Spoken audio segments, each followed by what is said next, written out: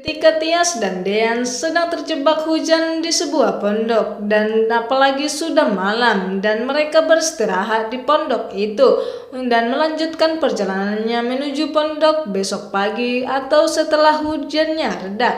Dan ketika sampai di pondok itu, Tias sangat kedinginan dan Dean memeluk Tias dan tidak lama kemudian Tias ketiduran di pelukan Dean karena Tias mendapatkan kehangatan karena dipeluk oleh Mas Dean. Dan tidak lama kemudian Dean pegal karena menahan badan Tias yang sudah tertidur. Dan setelah itu tidak lama Tias bangun karena Dean ingin menggeser badannya agar tidak pegal.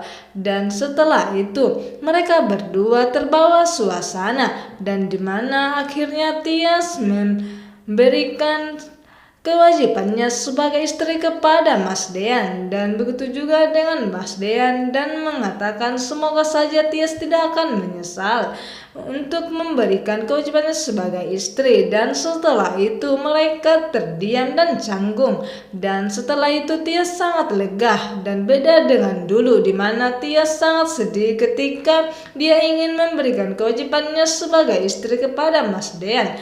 Dan tidak lama kemudian setelah Tias dan Dean kembali ke pondok, Tias dan Gino bertemu di taman dan Tias mengatakan kepada Gino kalau dia sudah memberikan kewajibannya sebagai istri kepada Dean.